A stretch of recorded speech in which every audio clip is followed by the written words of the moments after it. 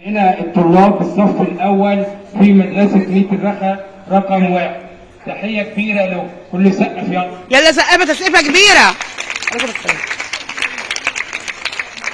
أول يوم يا جماعة في الدراسة ده لازم يكون أحلى يوم مميز مليء بالفرحة والبهجة. أول حاجة زي ليك حقوق عليك واجبات أعزائي الطلبة، دي مبدأ هنمشي عليه طول السنة. أولا مديرنا الفاضل الأستاذ طلعت شلبي وإدارة أعضاء هيئة التدريس بميت الرخا بترحب بأبنائنا الطلاب الأعزاء، ونتمنى لكم عام موفق مليء بالتفوق والجهد والعمل. أول حاجة ليك حقوق علينا اللي احنا هنشرح لك وكل حاجة، عليك واجبات لازم تنفذها. أول حاجة الالتزام بالزي المدرسي. أول حاجة الالتزام بالزي المدرسي. أو تاني حاجة النظافة الشخصية، عدم الشعر الطويل ممنوع، البناطيل الممزقة ممنوعة، الحلقات الغريبة في الشعر ممنوعة، تلتزم بتعليمات المدرسة ودي تعليمات الوزارة. يبقى أول حاجة الالتزام بالحضور مبكرا من 7:15 7:30 تكون هنا، دي أول حاجة. تاني حاجة الزي المدرسي يكون ملتزم، عدم لبس الشباشب أو الصنادل، كاوتش يكون كاوتش أو جزم. تاني حاجة في حاجة اسمها لائحة الانضباط المدرسي. يعني ايه بالبساطة كده سنة أولى؟ أول حاجة الالتزام بالكلام اللي احنا هنقوله له. أول حاجة الزي المدرسي يكون ملتزم. تاني حاجة عدم قص الحركات الغريبة في الشعر أو البناطيل الممزقة، الاهتمام بالنظافة الشخصية. طبعا المدرسة دي بيتك الثاني. الالتزام أول حاجة دخلت الحمام تقفل الحنفية كويس، دي تعليمات مهمة. تاني حاجة عدم الشخبطة أو الكتابة على جدران المدرسة، دي سلوك سيء. يبقى كده أبناء الطلبة والطلبات الصف الأول الابتدائي نبدأ وثيقة عمل مع بعض أو عقد اتفاق. أول حاجة الالتزام بالزي المدرسي، النظافة الشخصية، الانضباط وسماع المعلمين والمعلمات، دي حاجة.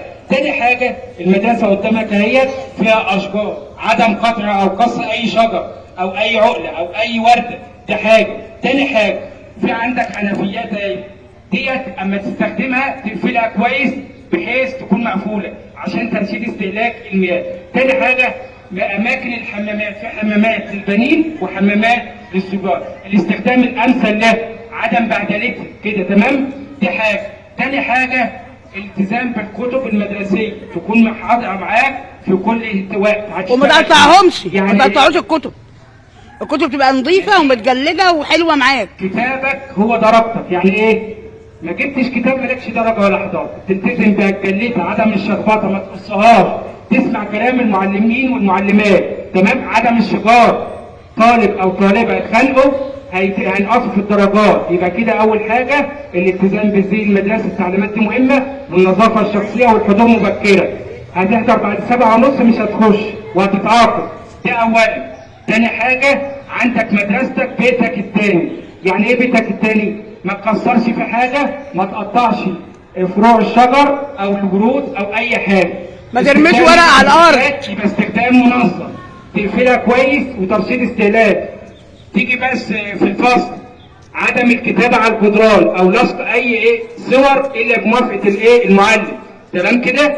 الالتزام بالكتب المدرسية، كتابك هو درجتك، بمعنى عدم الشخبطة فيه، عدم كل حاجة لازم تكون كتابك نظيف، ودي تعليمات مهمة الأستاذ المدير الفاضل الأستاذ طلعت شلبي هينبه عليها وإحنا سمعناها كويس سنة أولى. طيب نيجي بقى على تفاصيل المدرسة سنة أولى. أول حاجة المدرسة مكونة من إيه؟ من فصول، حمامات، مكاتب إدارية وحاجات كده.